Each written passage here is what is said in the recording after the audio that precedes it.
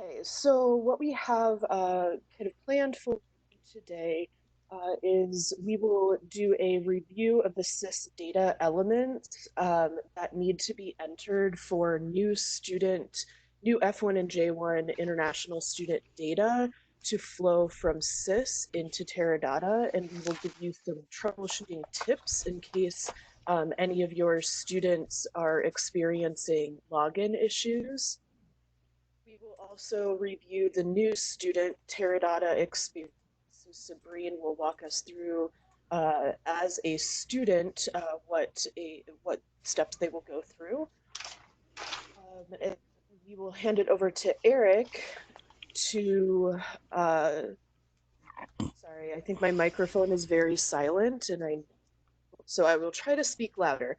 Hand it over to Eric to do an administrative overview of the Terra Dotta experience.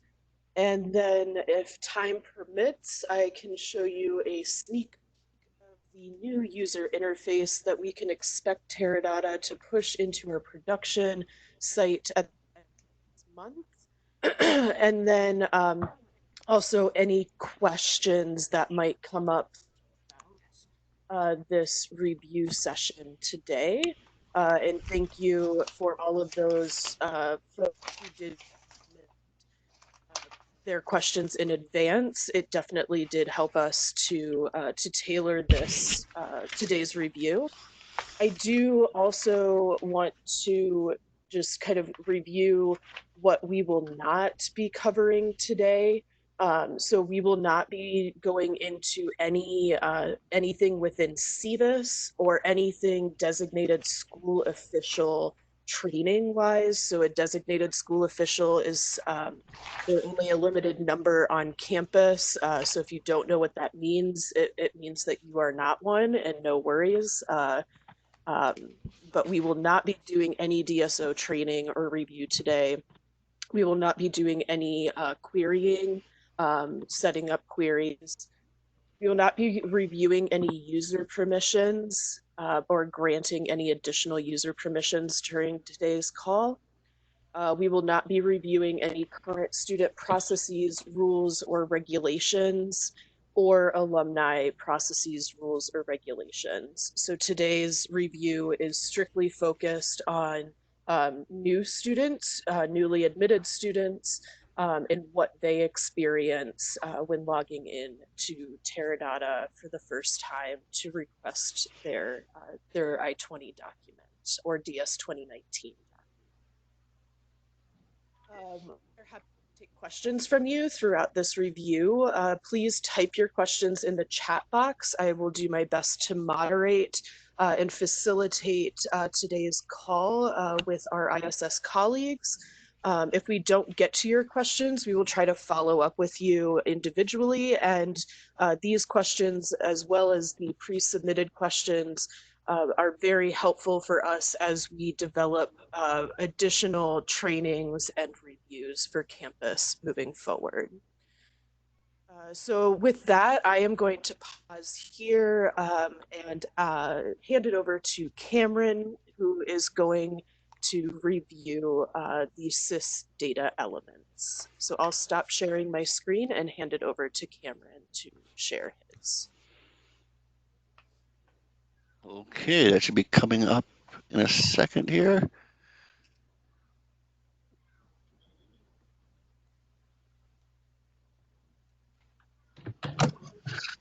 So for all of you, I assume you're familiar working in SIS, the Student Information System on campus. Your way around, there may be a couple of spots here that you haven't been to before. So we'll try and highlight exactly where those are so you can find them later and make them favorites. So then you don't have to remember how to get the whole path back to them. The first one is the visa permit page. And as you can see from the along the top there,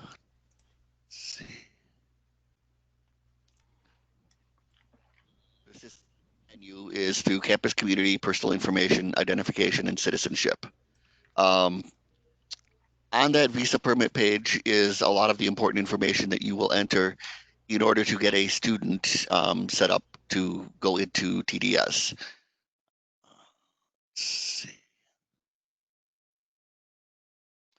Okay, the first blank that you'll be filling out here is the country blank under visa permit data. The USA. It doesn't matter what country the student is from. What we're worried about here is what are they in relation to the US? Because the next field that you'll be dealing with is visa type, which is directly underneath country. And as you can see there, you'll choose either F1 or J1. There is a drop-down list, so you don't have to remember whether there's a dash or not or what number it is. Just use the little magnifying glass to get your drop-down list, and you can choose the right one. And that is what their visa type will be in the United States that they're requesting from you. Well, the nice part about the way it's set up in CIS is that when you choose either F1 or J1 from the drop-down list, the issuing authority, which you can see is lower down on the list. I do have the red marking off to the side there for issuing authority. That will automatically come up as University of Wisconsin-Madison. For various reasons, that has to be exactly the way that's typed there. In order for that to be able to be pulled correctly into TDS. So best possible method is to choose F1 or J1 up under the visa type and just let that issuing authority naturally fill in by itself. You'll see it come up and just leave it alone. Don't touch it. Easy. Um, the effective date will be the last piece of information you'll be entering in here. And as it says on the screen, normally you would just select the current date for that. When you're entering that information, you don't normally need to be found with different dates unless the student has already been admitted for a different semester or you have a weird situation, in which case you should probably be giving me a call anyway to say I have a weird situation. What should I do? Um, let's see here. Okay. Um, the other page you'll be working with is located very close to the visa page. It's still the same list across the top. You can see from the breadcrumbs, campus community, personal information, identification, citizenship instead of um, visa. And under this, the screen will have one row that is for USA and native to start out with. So you'll change that to be whatever country it is that they are coming from. So for instance, if it's someone from Brazil, you would change the USA to Brazil. Um, Citizenship status either be native or citizen, depending on what country you're entering. So either citizen or native will come up under citizenship status, and that's just fine. What you'll do then is go over to the plus sign, hit the plus sign to add a row, and in the new row, you'll be entering what their status is in the USA, and that will be alien. For anyone coming here on a visa of any sort of visa, their status would be alien. Okay, let's see.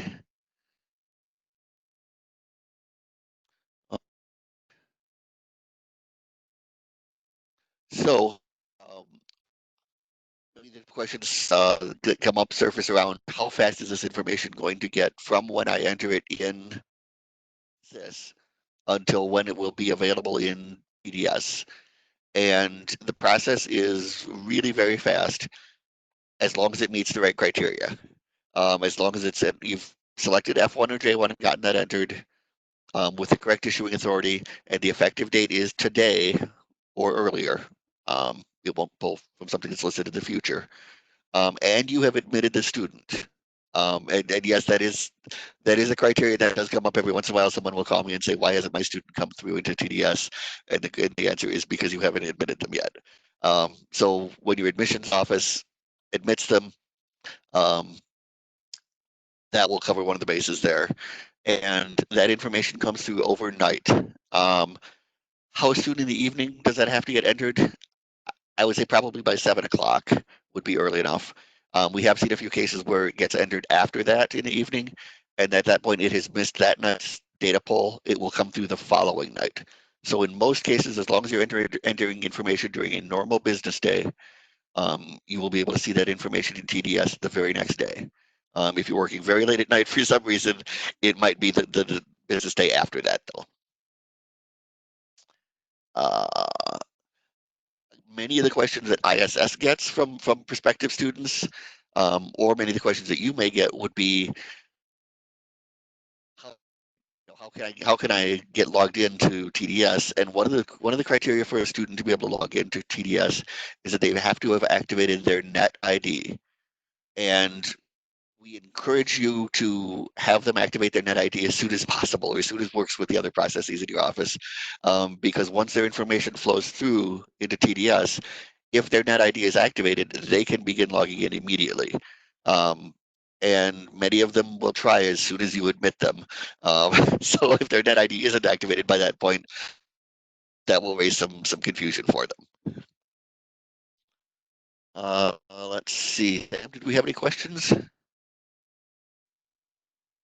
Yeah, Cameron, we do have one question coming from Ryan over at the Wisconsin School of Business. If there is already visa permit information in SIS from a previous term, do we need to add a new row or do we edit that current row? Can you walk us through a little bit of that process and also addressing the elephant in the room that we're not in together today? Can you talk a little bit about what that process would look like if fall instruction is moved to online um, due to COVID-19 and how we would need to organize the visa permit data information? Sure, that's just fine, and an excellent question, because there are occasions, and you should be checking, is there something already in the visa? Um, and if something already in the visa row, we don't want any overwriting to happen of what's in there already. For historical purposes of being able to track data, those need to stay in there. So what you would do is you would add a new row. Now, if the student is coming in the same visa type, it's not necessary to enter that same visa type again just to get a newer effective date on there. It doesn't hurt anything if you do. Don't worry about that. But it's not necessary. Just cost you a little extra work. So if they were here, say 5 years ago, getting their bachelor's degree, and they were here at an F1, and then they went home, and now they have come back and they're applying, say, to graduate school as for a master's degree, and they're still coming in F1, and you open up SIS and you see that the visa permit data page is country USA type F1, effective date 5 years ago, issuing authority, University of Wisconsin-Madison.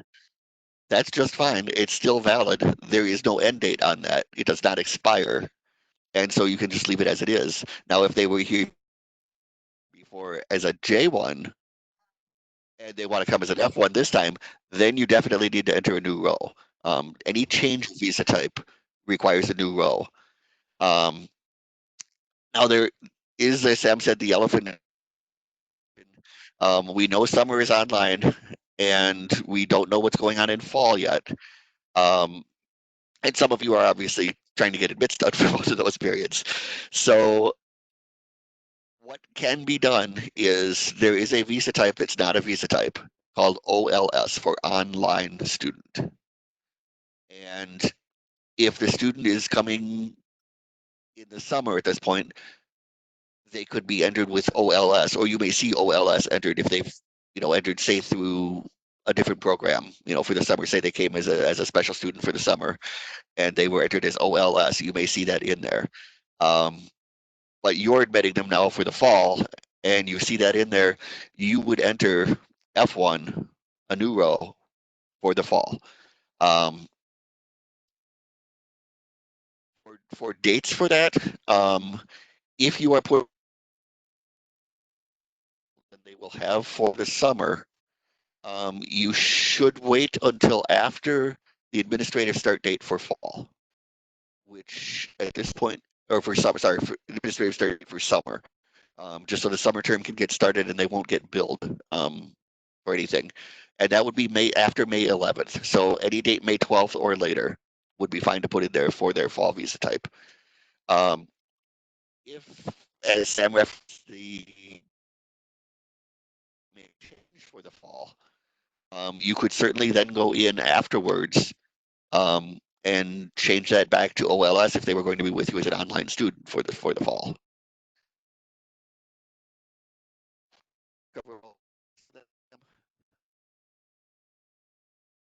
I believe so. Thank you very much, Cameron. And for those on the call, I'm putting those administrative dates in the chat box for you to reference. So thank you. Okay, and with that, if there's no other questions in the queue, I believe we can go to Sabrine.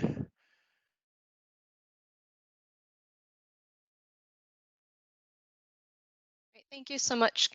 Thank you so much, Cameron. Now I will share my screen. So let's just quickly switch it over. Make sure I have this correct for you.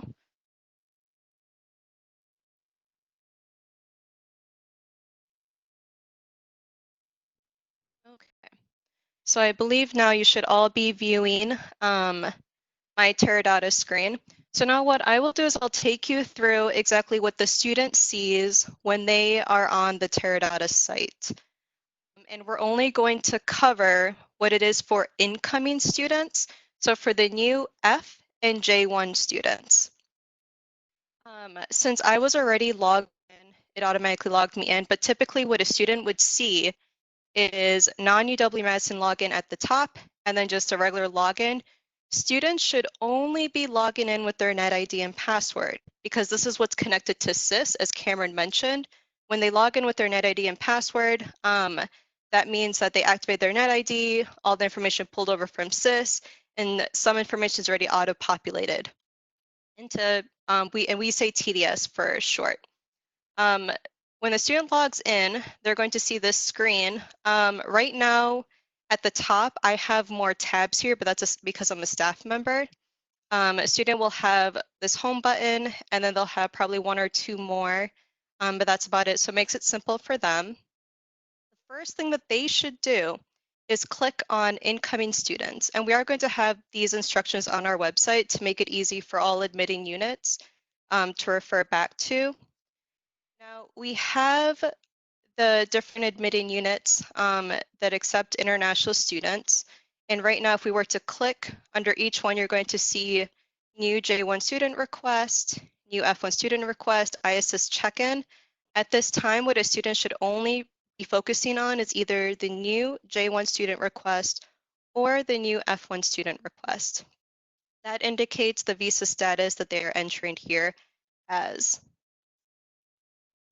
And this is the same for all the different categories. Right now, what to understand is that this is actually all the same form under each category. They have the exact same information. We just separated out in the beginning to make it a little easier for students to understand which program they are entering under. On the back end, we're able to sort who this application belongs to, which unit.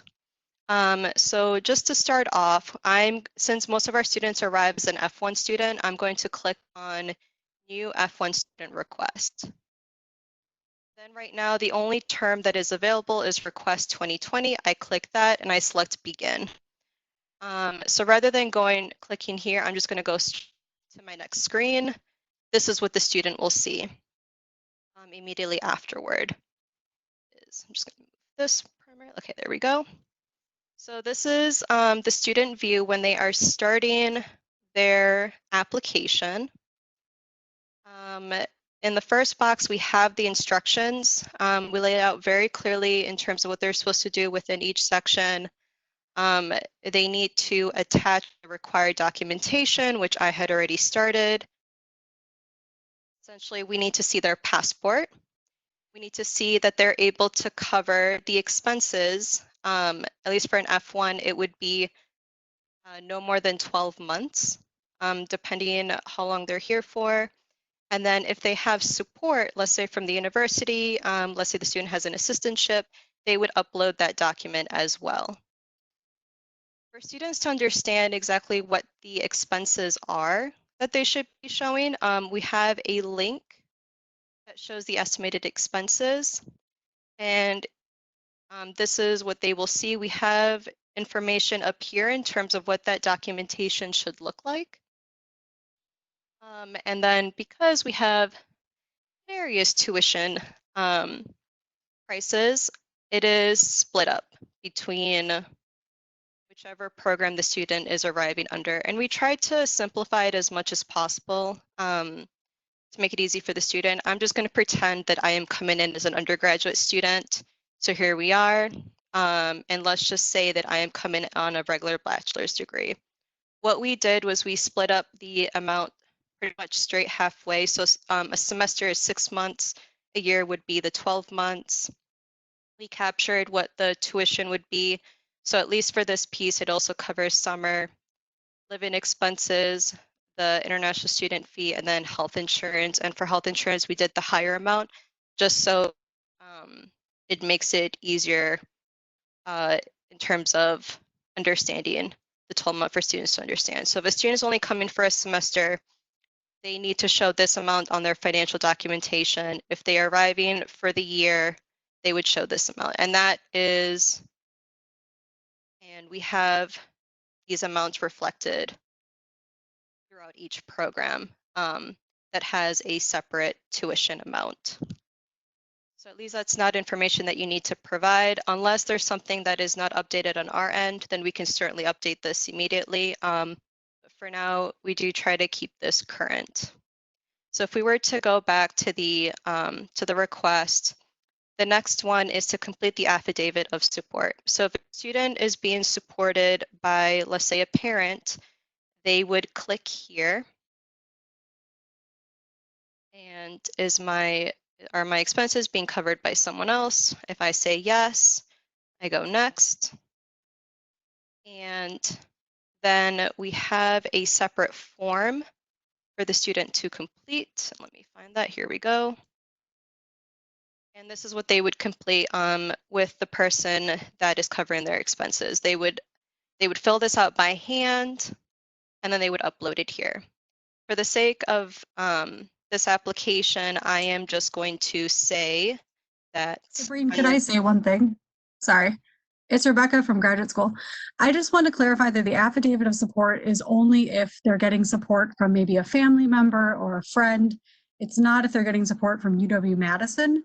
It's only if it's support from outside the government or UW-Madison. It's only for personal use. Yes, that is correct. Because if a student is being funded by the university, then typically that's where they would just upload the financial support letter here. And that has all the required information that we would need in order to issue the I-20 or the DS-2019 for students. So we can just pretend, for example, that well, I guess I'm an undergrad student in this case, but if I were a grad student, I uploaded an assistantship offer in this box here. Thank you, Rebecca, for that. If a student were to come in with a dependent, this is optional. They would complete this section. I'll just skip over this because most of it's very few students that have dependents. For the document section, a student's going to select exactly which office that they are arriving under. So right now, we only have 4 options. That's undergraduate, business international student program, graduate, or one of the professional schools. I'll just say undergraduate in this case. I'm going to say that I am coming for fall, and then that I am arriving on the 2nd. And the student gets to select exactly how they receive their document. At this, for incoming students, for the most part, students are arriving from outside the US. So we strongly encourage students to use eShip Global, and ISS, undergraduate admissions, and graduate admissions all use eShip Global. This is where the student can select which private carrier they'd like to go through. So that would be DHL, UPS, or FedEx, and then they pay for the shipping method that they want. So they would go to eShip Global, which we have information on that right here for creating the information through eShip. And then they would upload their receipt to show that that they have a document that's waiting to be packaged by one of those carrier services. And at least on the end of ISS, undergraduate and graduate admissions, we have a system in which we know where we can log into eShip and we see all the mailing payments that have come in, and we have the envelopes to be able to package that for the student. Otherwise, if this was simply an ISS document that we were processing, then if this was back when our office was open, students then can select if they want to pick it up themselves or have someone pick it up or send it through UPS. For now, I'm just going to select pick up myself because otherwise I'm not able to submit this if I don't upload anything. So I'm just going to click submit here. And now, as you can see, that checkbox is filled. So in order to fully submit this request, I need to complete these boxes. This box I can leave blank. For immigration information, on the F1 side, this is simply if the student is currently studying in the US, either under an F or a J.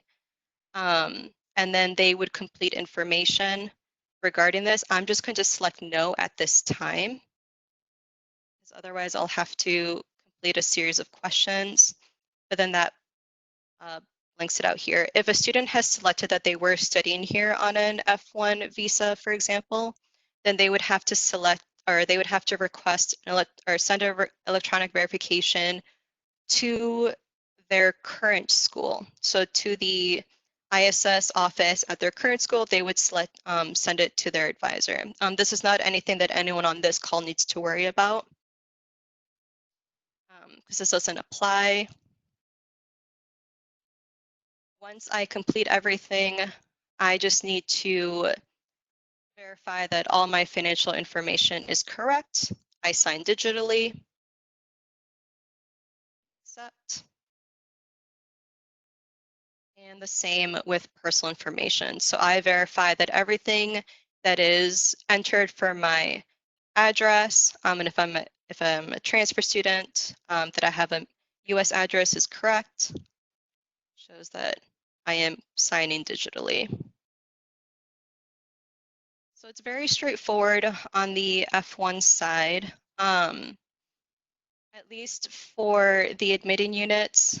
So for example, if you're the department that it's admitting an F1 student, there isn't anything that you necessarily need to do. On the F1 side, we don't have a verification request that you need to complete. On the J side, however, there is a section that either the graduate coordinator or the admin would need to complete. On the J side, you have the student has to submit documentation, affidavit of support. I'm going to say that I am not being funded by a parent. That's simply so that I can click the box. I am not adding a spouse or a child. Document mailing information. For moving through quickly, I'm just going to select a date, and then I'm going to say pick up myself. I'll just submit that. Because what we're trying to do is show you a completed request. And then because what Eric will do afterwards, he's going to show you what it looks like when he receives it on his end. And for a J1 student, we would have to select what position we are in our home country. I'm going to pretend that I am a graduate student at this time. Typically for the Js, we process a lot of incoming exchange students. So normally their tuition would already be covered by their current school. So I'm just going to say that. And then we're going to say that my city of birth is Panama City because I lived in Panama. And this is the information that would get entered. I'll click submit. So this is giving me an error. There we go. That information will auto-populate when we create the document. Now, on the J side, there is as I mentioned before, there is electronic verification that the admitted unit would have to complete.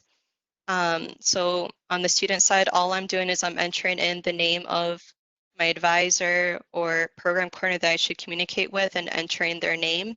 What I had done is I had already entered Eric's information in advance, and I sent him the verification. So his information is right here. To move forward, I will just click these sections because once I do this, the only piece that I will be waiting for is Eric to complete that verification for me, and then that will allow me to actually submit this application. Sam, are there any questions that came up before we move over to Eric? I think some of the questions that are coming in will be answered as Eric walks through his process, and then we might have some more questions after that, after we can see the verification from the receiver's side. Okay, sounds great. Then Eric, I will stop sharing my screen, and I'll leave it to you. All right. So I'm just going to share my screen to show you the email that you would receive if you got this verification for the incoming J1 student. Let's see.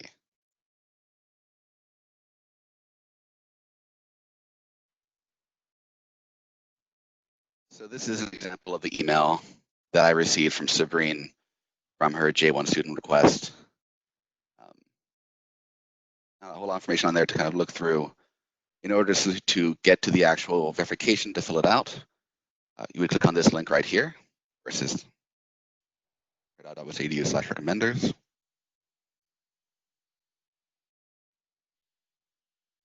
It asks for a verification ID and the student's last name. Both of those are found here in the email itself.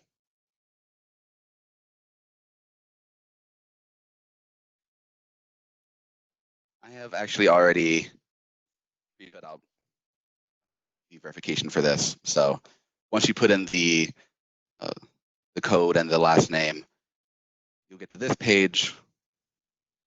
You have some information here regarding J1 regulations that would matter for people who are filling this out. And then you would put down the site of activity name, which would be your department, the address of it, and then you would simply put down the academic program start date and end date for the student, and indicate that you approve as an exchange student participate in the program. Once you're done, you simply click send,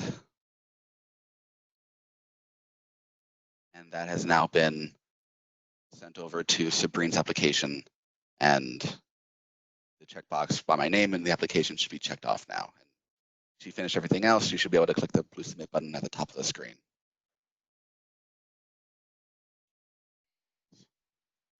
So I don't know, Sabrine, if you're able to do that now. I will, so now I will return back to my screen. So let's see, I think now it should be sharing my screen again. Let's do that.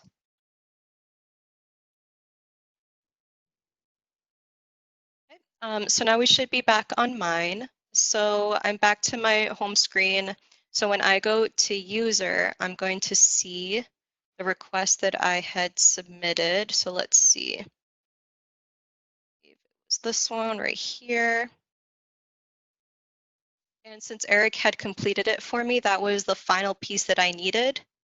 I'll just click submit, and this will now allow me to finish the request. So we have the information. This is the standard information that we use for our office, that our process time is up to 3 weeks. And once the document has been completed, it will be mailed according to what they had filled out in the mailing section below here. And now what Eric will do, now that my request has been successfully submitted, he's going to show you what it would look like on our end if we were processing the document.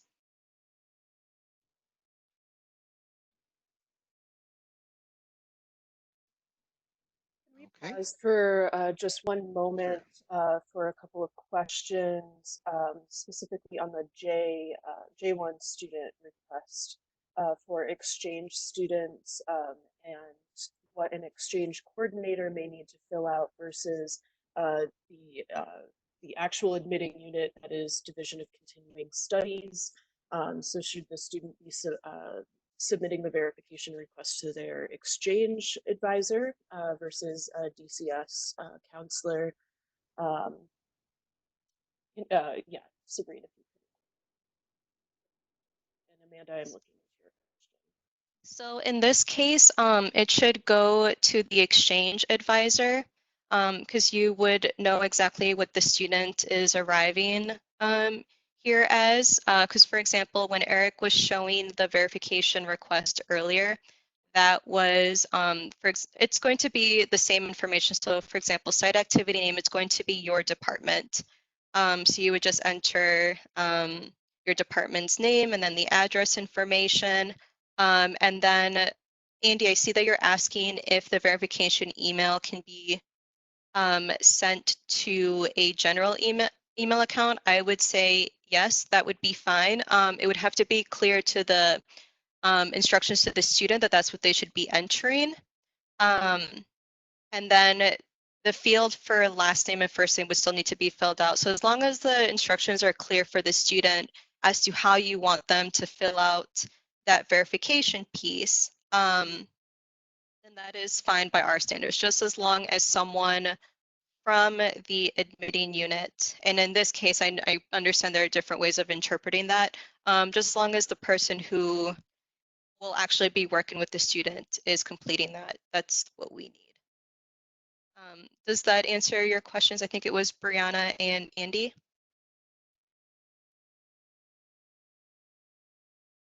I think it answers my question, and that's clear to me. I think the language on the screen said something like exchange coordinator or admitting unit, and because those are two different things for our students, that's where the confusion comes in. Yeah, thank you for that, Brianna. That's where the instructions from the admitting unit are incredibly beneficial for the students because, as Sabrina mentioned, this form is the same for all students. We're not setting up different forms for every single different admitting unit. And so this is also used by degree seeking J1 students so that's why the language is a little bit more vague that way. When the new user interface is released, there are additional ways that we can customize that, but that's not going to help us for our fall cycle at this time.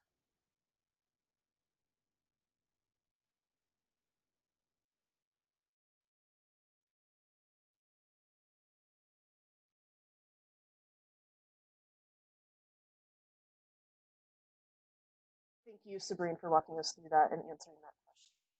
Eric, No problem. Could walk us through the administrative view, and I just want to be mindful of time. We've got about 19 minutes left. Okay. Yeah, it should be fairly quick on this end. I'm just primarily showing you what we'd be looking at, or what the meeting unit may be looking at within the record when it's been submitted. So I just searched for everything that Sabrina has started or submitted. One of the downsides of certain applications in Terra Dotta is that the user is not really able to delete them. The admin has that ability. So if you keep on opening new ones, eventually searches turn out like this. So it looks like this is one based on the status here that Sabrina just submitted. So on this page here, for the most part, there are a few of these tabs here that are not really important to look at in terms of normal processing.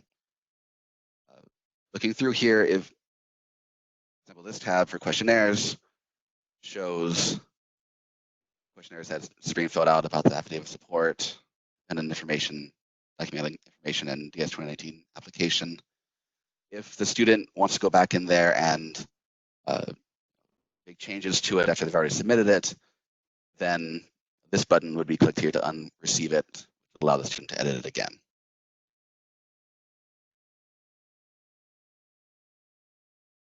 Materials has the e-signature documents, the agreements that Sabrina signed electronically.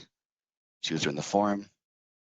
Generally speaking, these would pretty much always be filled out and completed if it's already been submitted, since it won't let you submit it without it. This instance, learning content is not there, but for other applications, other situations, there may be. Documents is where the uploaded files live here in the application. Access them, they can be edited here or deleted if necessary. And here under verifications, obviously you see the verification that I submitted. If it has not been received, then there will not be a date here. And to view the verification, simply click on my name here, and then you can view my answers on this page.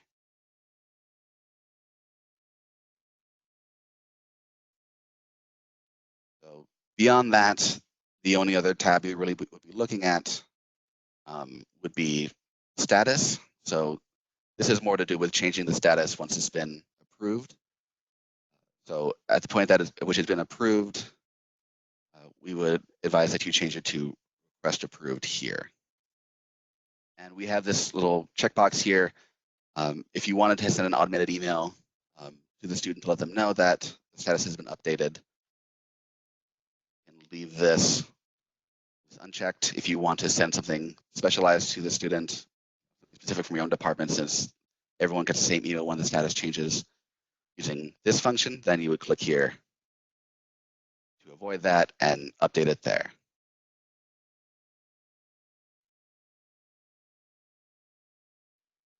Just briefly clarify about statuses. There are a lot of different statuses to choose from on there. There are primarily just a few of the actual statuses, and then the other statuses are actually aliases for the main statuses.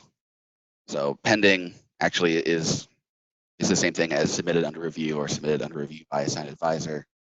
Since they still have not completed it yet, we created the other alias so that it's easier to search for them,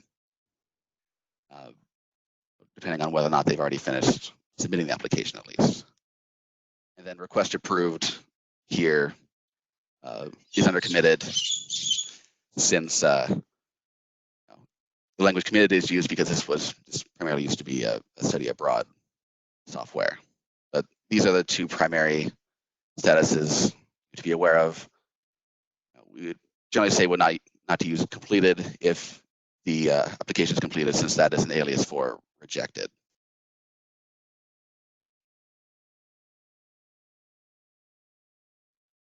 Are there any other questions about that? I do not see any additional questions at this time, Eric. Right. Thanks. I'll stop sharing.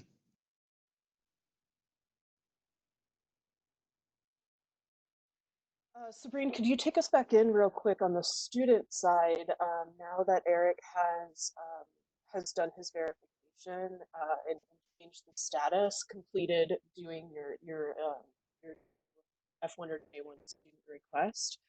Can you show us what that looks like on your student user page? Sure, I can do that. Let me just share my content again here. So I am back on my user menu. This right below here was the J1 student request that I had completed. Now I was taking a look at it earlier when Eric had completed it. And let's see. So here it is. So it shows at the very bottom, it shows status request approved and congratulations on my admission.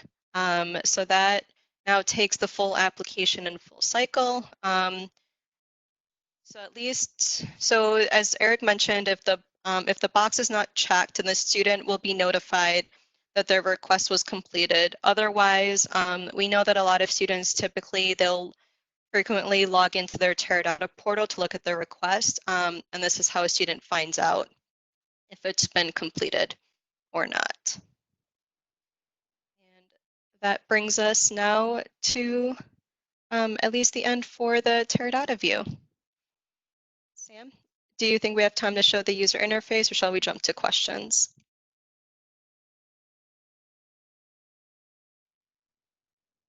So yeah, we have about 12 minutes left. Sabrine, can you talk a little bit about, while I pull up our test site, can you talk a little bit about the instructions and things that we will be posting on our website after this? Sure. So we are going to have the basic instructions for, actually, let me just share my screen again real quick. So we're going to have the basic instructions for students on how to access Terra Dotta on our website. And this should be a page that a lot of the users on the call should be familiar with. Just explain a little bit of Terra Dotta. So we'll have it under advisors and coordinators. We can also make it available for students. So right now, at least for the instructions for advisors coordinator, we had explained what that verification email means for each of the different requests. And I see that we can add the one of J1 students, so you understand exactly how to fill that out. Then for the students, we'll have it available here, and this is what you can link back to. So either we'll try to get that done either by the end of today, now that you've been part of the training, or at least by tomorrow, have this on our website, and this is what admitting units can link to.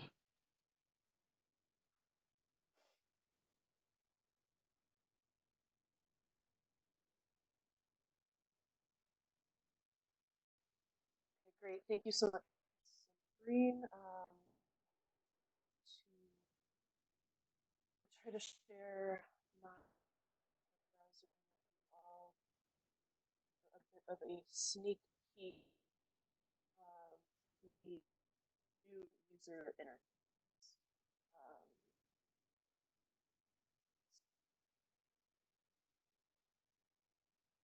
See that?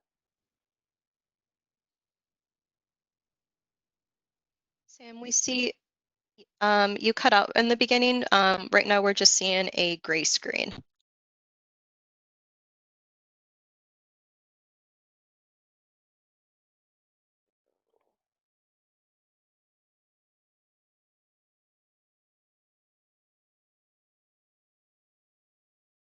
Can you see it now,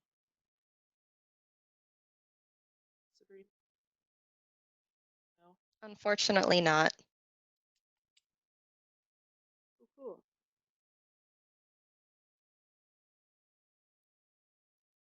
Sam, while you're trying to sort that, should we jump to questions? Oh, actually, maybe it's working now. There we go. Now we can see it. Okay.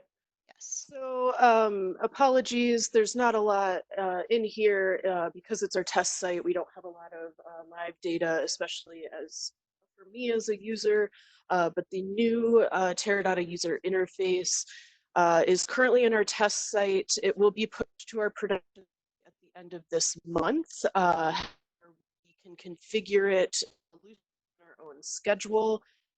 There will be a lot of testing that we'll need to do with it before we push this out to our students and administrative users. But this will be the new applicant homepage. So I don't have any, current applications in here. I also, okay, I have a lot of past applications, as you can see in here. So this is where my past request would show. I can hide those. My current ones would be here. I can view a little bit of my profile information as well. So Most of this information is going to be SIS data that flows into Terra Dotta and will not be something that a student can edit directly. Address information is a good example of something that a student cannot directly edit, because SIS should be the place where students are updating that information, and then it will automatically update to Terra Dotta in about a 24-hour period, as Cameron was explaining at the beginning of this call. So this is where a student can see more of their information, and this part is what we can configure on our end in terms of what a student can edit and what is locked, which means that only edits within the student information system can be made for those fields. You can also see here, the students can see their messages. So we send all of our emails through Terra Dotta now, and so those messages are stored here. This would even include the email that Eric had pulled up if you wanted to check that box or leave that box unchecked to say your status has changed, that alert would be in here as well. What's nice about this new user interface is a student cannot start multiple record requests. If they already have one pending, it's not going to allow them to start a new one. Right now, that's a huge issue that we have in Terra Dotta, and we spend a lot of time going in and cleaning up pending records that students started, and then they saved, they never finished, and then they just started a new one instead of going back. So that will be a really great feature. Obviously, this is a much cleaner view, so that is also a benefit. Like I said, this is not a great example because we haven't really configured a lot in our test site, but this is where specific programs would be listed. And the terminology that Terra Dotta is updating is, as Eric said, this is a study abroad system. This is how it started. And so a lot of the terminology in Terra Dotta is still very study abroad heavy. It doesn't translate well into the immigration world for inbound international students. So with this update, Terra Dotta is also updating some of that language to be more specific to international students. So from a process standpoint, from the administrative side, that will be much more clear. So this is just a little sneak peek of what we can expect is coming. This is something that ISS staff is certainly excited about because, as I mentioned, it is a lot cleaner, not only for student, but also on the administrative side. So Terra Dotta will be hosting some webinars. As soon as we get that information, we'll be sure to push that out to Terra Dotta users. And we will see about some additional training services that they might be able to offer, although for the sake of full transparency and honesty, with the current economic situation of the institution, all external contracts are currently paused, and that does mean that statement for work and additional services from Terra Dotta is also on pause right now. So I will give you additional updates as they become available. Are there any additional questions here? I'm going to stop sharing my screen.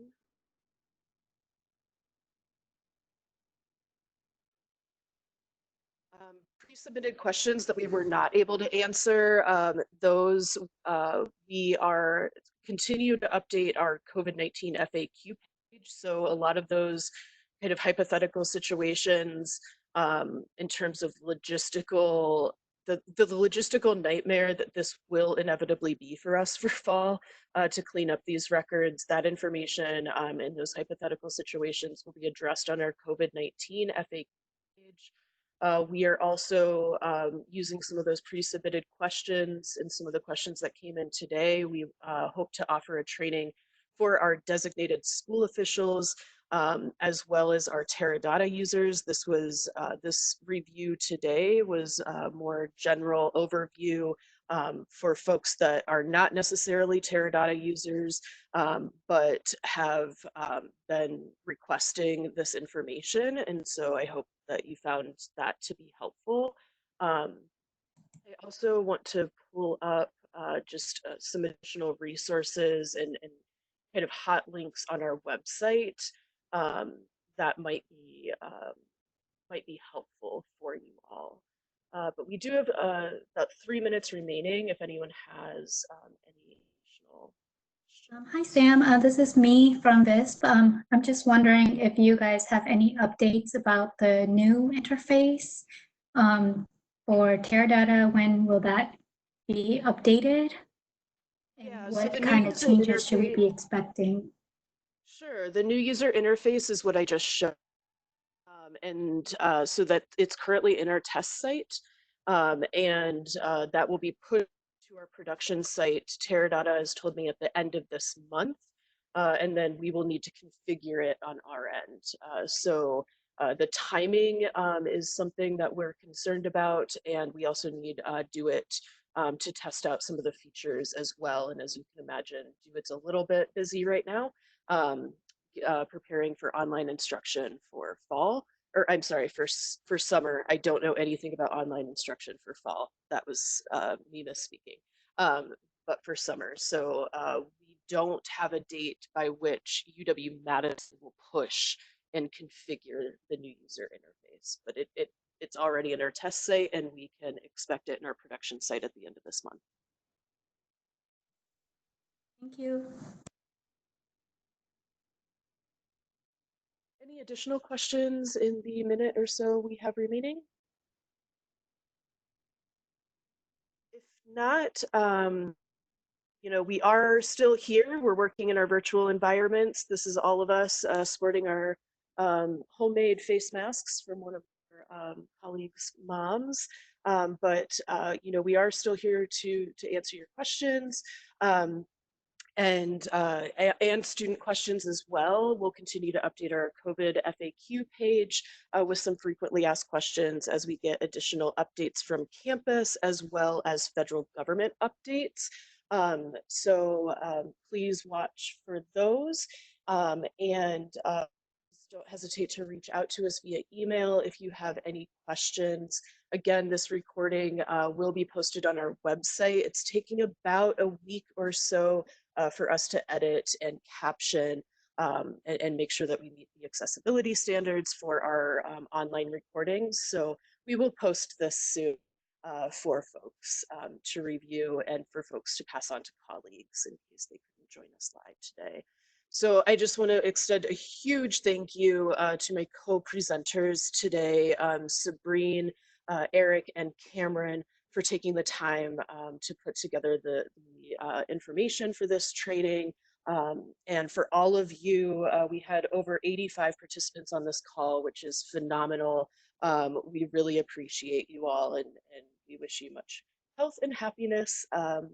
And as we enter into a weekend, whatever that means these days. So appreciate it. Thank you. Stay well, and we look forward to hearing from you soon.